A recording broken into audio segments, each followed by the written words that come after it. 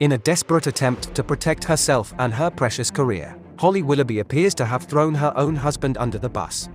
Yes, nobody's off limits when it comes to this morning's Queen Bee, who is striking out at anyone and anything that may threaten her throne in the ITV hive. And quite frankly, Blinkerhole is absolutely appalled. Holly Willoughby's close associates, in other words herself, have gone to the newspapers to say that she was told by male executives to go braless on a children's show in the early stages of her career in the latest Misogyny row. The Mail on Sunday has revealed that the This Morning host, Holly Willoughby, now 42, was told doing so would make her more attractive to male viewers. One close associate of the star says that he raised concerns at the time with a senior member of staff who was working behind the scenes on one of the shows. "Before I knew who Holly even was, I saw her without a bra on and asked a director who she was and why she was dressed like that," the friend said. "I said she needs to get a bra on. It was children's television. I reminded Holly of it some time later and she said they made her not wear a bra, that the shows weren't actually for children. It was pretty staggering that this was going on." Another friend added, "It's pretty awful, it doesn't even seem that long ago. And what's worse is that Holly probably wasn't the only one." During her time on ITV Saturday morning show Ministry of Mayhem from 2004 to 2006, Ms. Willoughby was put in several risque outfits for the cameras. She was dressed as a maid, wearing a black short skirt and matching top, as well as a skimpy festive Mrs. Christmas outfit. She also appeared in low-cut tops and was drenched in water or gunge while appearing on the program. One television insider told the newspaper, "It was what it was like back then. Young women were told what they should wear and they didn't say no. Like with a lot of other industries, television was run predominantly by men and young, pretty ambitious women were hired and they had to do as they were told. It was wholly misogynistic." Some years later, Leigh Francis, her friend and former colleague on Celebrity Juice, gave her the nickname Holly Willoughby, which stuck into her A-list career. Bingo. There we have it. The article directly mentions Leigh Francis, and that is the crux of the matter, the thorn in Holly Willoughby's side that she wants rid of, and fast, hence why this story has been published, in our opinion. Sorry to say, but Holly Willoughby won't pull the wool over Blinkerhole's one beady eye. To play the misogyny card in a bid to protect herself will not wash with us, and it is actually, in our opinion, not a clever move.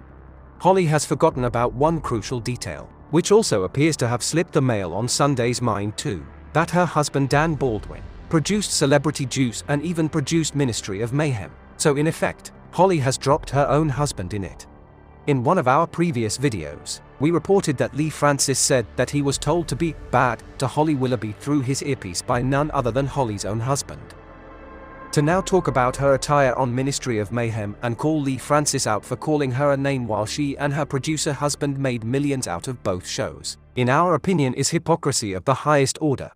We are not sticking up for Leigh Francis here. Neither are we opposing anyone who has been a victim of misogyny. We are making the point that Holly Willoughby and her husband knew exactly what they were doing when Holly pranced around on those shows, and to come out and blame everyone but themselves is just, well, it's abhorrent in our opinion and is clearly a calculated tactic to protect themselves for any accountability and also makes a mockery of true victims.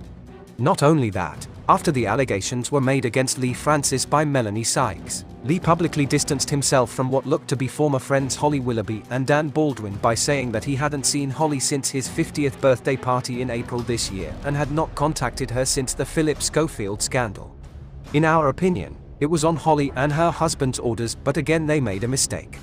In one of our recent videos, we revealed that Leigh Francis attended this year's NTA Awards in September, which Dan Baldwin and Holly Willoughby also attended, and would have stood out from the crowd after being booed. So Leigh most likely would have seen her, though we wouldn't be surprised if he was completely snubbed by the couple despite their so-called close friendship and long working history together. Another detail which the newspapers have also failed to pick up on.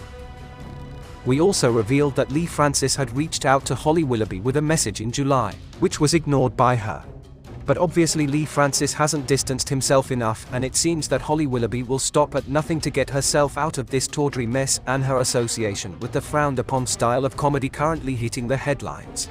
To be quite honest, we are so outraged that she is trying to pull the wool over the public's eyes in a selfish bid to get out of the situation she's put herself in, that we can scarcely catch our breath while writing this. The hypocrisy of the woman is beyond anything we've ever come across. And we fear it will only get worse as she desperately tries to claw her way out of this mess.